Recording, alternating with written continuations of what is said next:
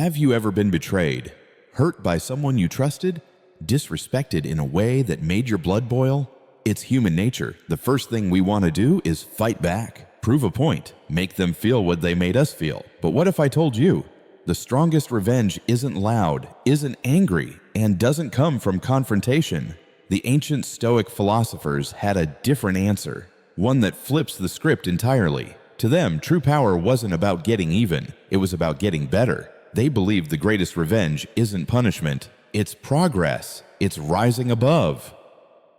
Because here's the truth. When we react with rage, we hand the keys to our peace over to the person who wronged us. But when we choose to grow, to evolve, to focus on mastering ourselves, that's when we truly win. So ask yourself this: do you want to be right or do you want to be free? Stick with me, because in the next few minutes, we'll uncover the Stoic path to ultimate revenge. And trust me, it's not what they expect, and it's far more powerful than they deserve.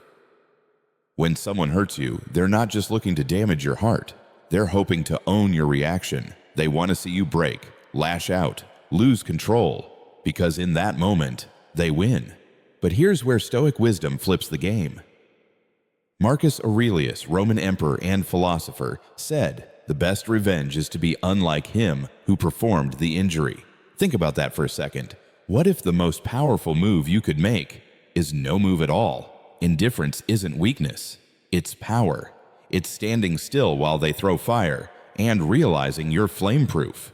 When you stop giving someone the satisfaction of your reaction, they lose the only thing they wanted, your attention. Let them drown in their own bitterness. Let them wonder why they couldn't shake you. That silence, that calm, it speaks louder than any comeback ever could.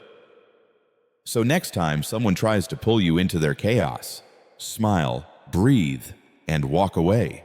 That's how real strength speaks. Sometimes the people who hurt us the most don't leave scars.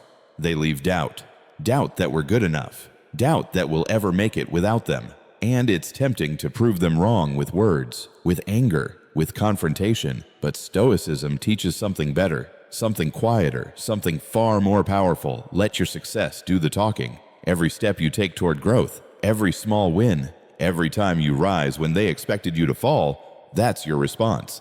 And it echoes louder than anything you could ever say. You don't need to argue with the past. You don't need to chase their approval. Oh, they said you couldn't? Good. Show them they were never the mountain. They were just a pebble in your shoe. Turn the pain into fuel. Let their doubt sharpen your focus, because the moment you start living well, not for them, but in spite of them, they stop being relevant. And trust me, silence backed by success, that's the kind of revenge they'll never forget. There's a quote from the Stoic philosopher Epictetus that I come back to again and again. It's not what happens to you, but how you react to it that matters. Let that sink in. You can't control how people treat you. You can't stop them from gossiping, judging, or betraying you. That's their choice, their storm. But you always have a choice in how you respond. That's your power. When you replay someone's betrayal in your mind over and over, you're not punishing them. You're punishing yourself. You're letting them live rent-free in your head. And the truth is, they don't deserve that space. So take that power back. Not through revenge, not through proving anything, but through control. Control of your reactions, your energy, your peace. Next time something unfair happens, ask yourself, is this worth my mind, my mood, my moment? Most of the time, it's not. Let me ask you something. How many times have you replayed a moment in your head, wishing you'd said more, done more, just to feel in control? Now here's the truth. Anger chains you to the past. And the more you feed it, the more control you give away. The Stoics knew this. They trained themselves to remain calm, not because they didn't feel pain, but because they refused to let it define them. When you master your emotions, you master your life. Picture this.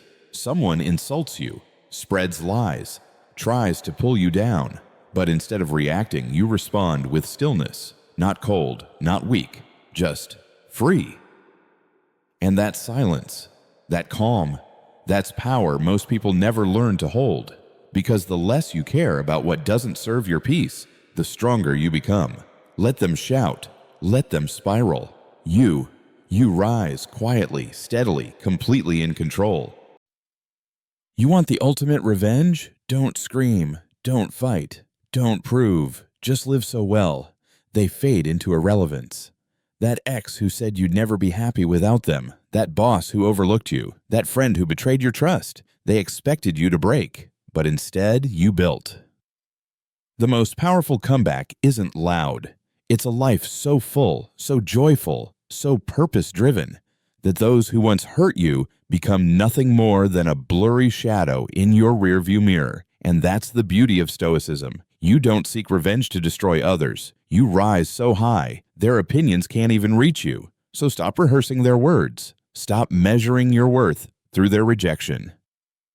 Because when your life becomes the proof, when your peace becomes untouchable, they disappear. Not because they're gone, but because they no longer matter. Let me leave you with this. The most devastating revenge isn't loud. It isn't angry. It's peace. Real, untouchable peace. Because when you've truly healed, when you stop thinking about them, stop needing closure, stop proving anything, you win. Think about it. Their chaos no longer stirs your waters. Their opinions no longer rent space in your mind. Their betrayal? Just another lesson you've outgrown. That's not weakness. That's power.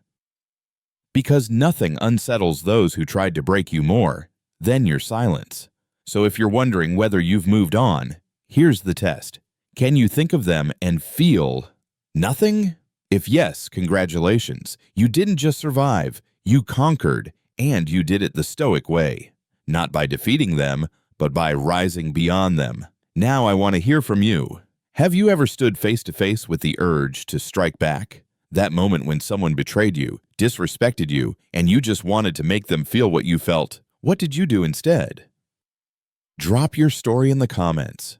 Not just for you, but for someone else out there who might need your strength right now. Because that's what Stoicism is about. Not bottling it up, not pretending it didn't hurt, but transforming that pain into power, into peace, into purpose. And if this message hit home today, if it reminded you of your strength or gave you clarity when you needed it, make sure to hit that like button, subscribe, and turn on notifications.